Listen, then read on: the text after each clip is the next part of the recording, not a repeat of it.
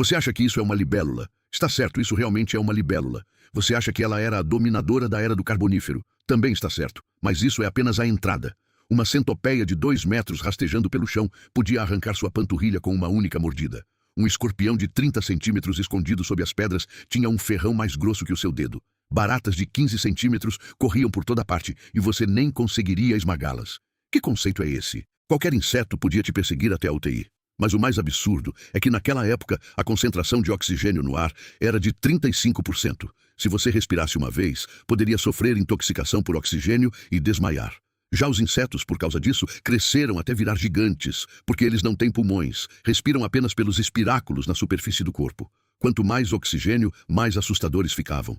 E no céu não havia aves, na terra não havia dinossauros. Os insetos eram os dominadores absolutos. Essa é a Era do Carbonífero, um período insano em que um ser humano não sobreviveria 3 minutos, mas os insetos governavam o mundo. Mas surge a pergunta: por que naquela época o oxigênio disparou para 35%? A resposta está escondida em uma explosão vegetal sem precedentes. Há 350 milhões de anos, as terras do planeta haviam acabado de se unir em um supercontinente. Próximo ao Equador, era quente e úmido. Pântanos se espalhavam por toda parte. Licófitas, calamites e lepidodendros, essas plantas gigantes, cresceram de forma enlouquecida. Chegavam facilmente a 30 ou 50 metros de altura, ainda mais exageradas que as grandes árvores de hoje. O ponto crucial é que depois de morrerem, essas plantas não apodreciam. Isso mesmo, você não ouviu errado. Naquela época, ainda não haviam evoluído fungos capazes de decompor a lignina. Depois que as árvores caíam, ficavam empilhadas, camada após camada, nos pântanos. Ao longo de dezenas de milhões de anos, o carbono ficou preso no subsolo, transformando-se no carvão que queimamos hoje. Mais da metade do carvão do mundo foi deixada naquele período. Algumas camadas de carvão chegam a 120 metros de espessura. O que isso significa? Significa que as plantas absorviam dióxido de carbono freneticamente e liberavam oxigênio, mas não havia nada que reciclasse o carbono de volta. A concentração de oxigênio disparou de 21% para 35%. O planeta inteiro virou uma supercâmara de oxigênio, mas para os insetos isso não foi uma catástrofe, foi como ativar um código secreto. O sistema respiratório dos insetos é totalmente diferente do nosso. Eles não têm pulmões.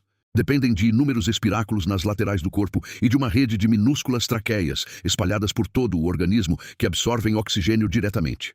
Esse sistema tem uma fraqueza fatal. Quanto maior o corpo, mais difícil é levar oxigênio às partes profundas. Por isso, em condições normais, o tamanho dos insetos tem um limite. Se crescerem demais, sufocam. Mas 35% de oxigênio quebrou esse limite. A eficiência da difusão dobrou. Os insetos começaram a crescer descontroladamente, geração após geração, cada vez maiores e mais ferozes. O soberano dos céus chamava-se Meganeura. Em 1880, um mineiro de carvão na França encontrou seu fóssil enquanto escavava. Quando os cientistas o reconstruíram, todos ficaram atônitos. A envergadura era de 75 centímetros, equivalente à largura das asas abertas de um corvo. Em sua cabeça, havia 2 enormes olhos compostos do tamanho de bolas de basquete. Cada olho era formado por 30.000 omatídeos, permitindo rastrear presas em 360 graus, sem ponto cego. Abaixo da boca havia um aparelho bucal aterrorizante capaz de triturar carapaças. Até os primeiros anfíbios eram seu alimento. Ainda mais assustador, cada asa tinha músculos independentes, permitindo pairar, mergulhar e fazer curvas bruscas. Sua técnica de voo era mais ágil que a de um caça. Ao fixar o alvo, mergulhava como uma águia, agarrava a presa com pernas longas e em forma de gancho e a despedaçava mordida após mordida. E você acha que isso era tudo? No solo havia algo ainda mais aterrorizante, a artropleura.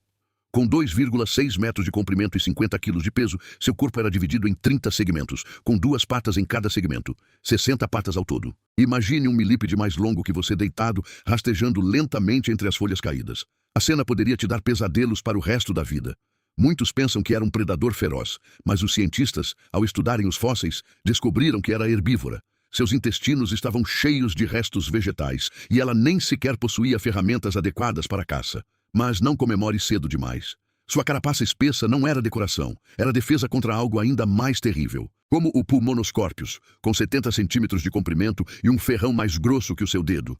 Diferente dos escorpiões atuais, que se escondem nas fendas das pedras, ele caminhava livremente pela floresta, pois praticamente nada o ameaçava. Essa festa dos insetos gigantes durou dezenas de milhões de anos, até que há 305 milhões de anos, um desastre repentino reescreveu tudo. A Terra entrou em uma era glacial breve, porém intensa. A temperatura caiu de 20 graus para 12 graus. A calota antártica expandiu-se violentamente. O nível do mar despencou 100 metros. Os pântanos entrelaçados transformaram-se em terras áridas. E o pior, as florestas do Carbonífero começaram a queimar a si mesmas. Com 35% de oxigênio, incêndios provocados por raios tornaram-se extremamente devastadores.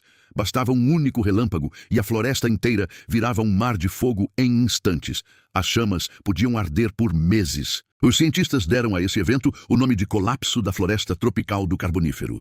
As altas samambaias desabaram. As florestas fragmentaram-se em ilhas verdes isoladas. A concentração de oxigênio começou a despencar. Para os insetos gigantes, isso foi um juízo final. Seus corpos eram grandes demais. Em um ambiente com baixo oxigênio, não conseguiam respirar normalmente, como se um ser humano fosse subitamente jogado no topo de uma montanha a 8.000 metros de altitude, onde cada respiração é uma luta. Ainda mais cruel, o clima seco dificultava até mesmo a troca de exoesqueleto. Assim, um império de insetos gigantes, que durou dezenas de milhões de anos, desmoronou. A meganeura, com 75 centímetros de envergadura, transformou-se nas pequenas libélulas que você pode matar com um simples tapa à beira de um lago.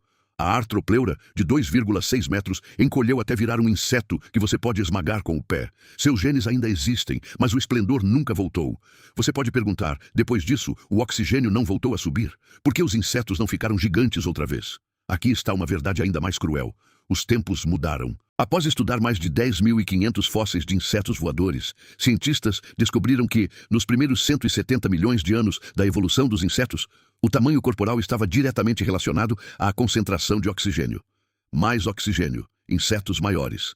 Menos oxigênio, insetos menores. Mas, no final do Jurássico, cerca de 150 milhões de anos atrás, essa regra deixou de funcionar, porque novos dominadores surgiram no céu. As aves primitivas, como o Archaeopteryx, com cerca de 50 centímetros de comprimento. Elas trouxeram uma pressão evolutiva sem precedentes. Quanto maior o inseto, pior sua manobrabilidade, mais fácil se tornava presa. Rapidamente, os insetos gigantes foram eliminados. Velocidade e agilidade tornaram-se mais importantes que tamanho. Há 60 milhões de anos, os morcegos também entraram na caçada. Os insetos gigantes perderam qualquer chance de retorno. Por isso, as libélulas, centopeias e baratas que vemos hoje são descendentes encolhidos daqueles antigos gigantes. Eles não ficaram mais fracos. Foram confinados pelos vertebrados à dimensão dos corpos pequenos. Essa é a lei cruel da evolução. Não importa o quão poderoso você já tenha sido, diante do tempo e do ambiente, ninguém domina para sempre. Os insetos gigantes foram assim. Os dinossauros foram assim. A humanidade também não será exceção. A era do Carbonífero levou 300 milhões de anos para nos ensinar uma lição. O verdadeiro rei não é o maior.